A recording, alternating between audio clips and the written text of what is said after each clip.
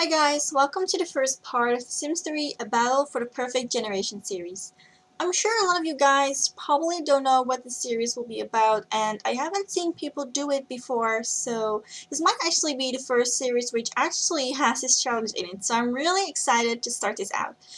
Before I talk about the actual challenge, I want to show you the house we're going to play in, as well as the world, and I'll show you the sim I chose because if you've been watching my videos, you know that you could vote on your favorite character.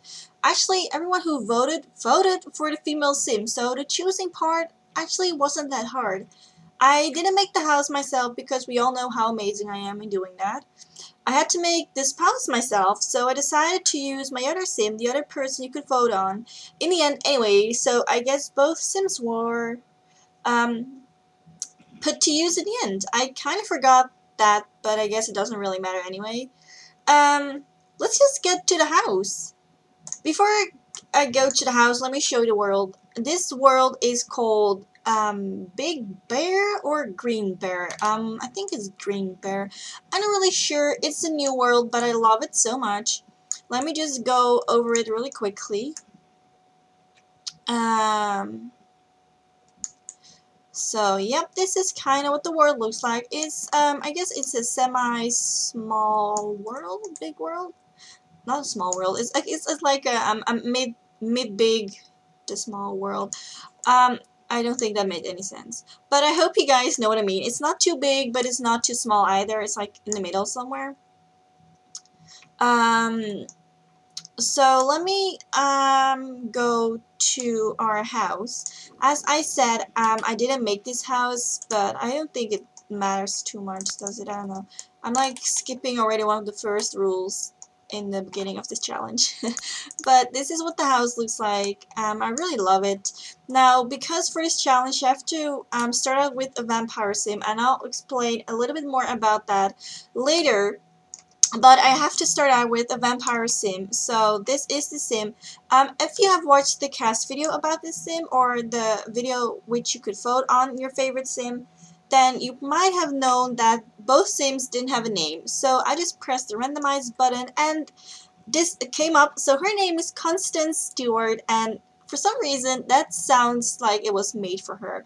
I think it's a perfect vampire name, and yeah, I really like this sim. So let's go through her traits really quick. She is a Virgo, and she likes electronical, O positive, purple. She's family orientated, bookworm, eco-friendly, charismatic, and friendly.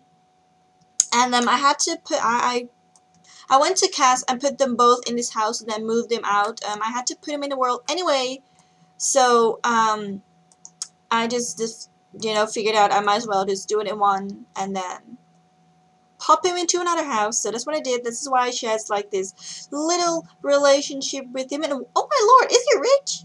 He's rich. How did that happen? I just moved him out and he became instantly rich. I want to do that. I want to become instantly rich.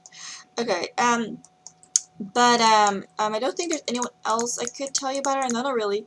Her life wish is she wants to be surrounded by family, so that's kind of neat. So this is the house. Nothing really too special about it. I just put a coffin in here, and I put a little bit more dark furnishing items. I will be making the house or the interior a little bit more dark and vampire-ish later on when we have a little bit more money, but for now I just thought it was perfect. Just the right size and just all the things she actually needs. Now, if you're wondering why is there not an oven or why is there not a fridge and the rest of the whole kitchen thing, well, she's a vampire, and vampires in Sims 3 can actually hunt people and drink from people, so instead of being the good vampire, you know, I want to be the bad vampire who drinks blood from their own kind. Well, not really their own kind, but from mankind. And I really love that. I really love the bloody vampires more than the sparkly vampires who drink plasma from a fridge, you know what I mean. But yeah, that's kind of the story about the house. Now let me tell you something about the rest of the challenge. I wrote it down so it was easier for me to tell you guys and probably easier for you to understand. So let's get into this. So this challenge will be about 10 generations, and in each generation you will have to do certain things to complete each generation. I'll post a link down below so you can check it out and read it for yourselves. For the first generation, you have to start out with a vampire sim. She or he has to master 3 skills, get to the top of their career, and then get married and 5 children. In that order. I don't think you have to wait for the top of your career as long as you get married first. Yeah, I think it's like that. I think since I have a female sim, I might have to leave the dad at home to take care of the children. In the meantime, you also need to cure vampirism, so that's going to be interesting. Once you've done that, you're basically done and you can continue on to the next generation and do so for 9 more times. I will quickly go through the rest of the generations so you can have an idea of what we'll have to do in the future generations.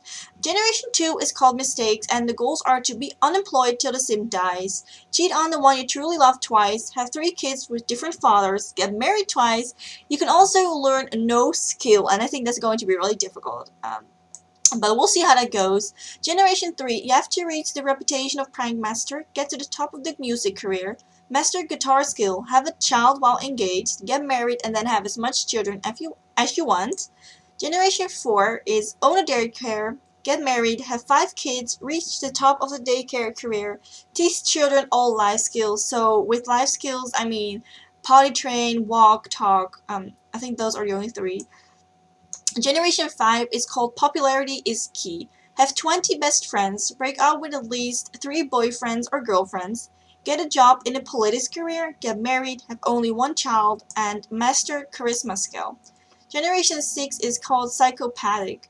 Ambitions required and generation required. You will see that you will need at least 3 expansion packs for this challenge, but I think a lot of us have late night ambitions and generation anyway. But if you don't have that, I think you can just modify the rules to your own. I'm not really sure, but I have them all, so I don't think it's going to be a problem for me.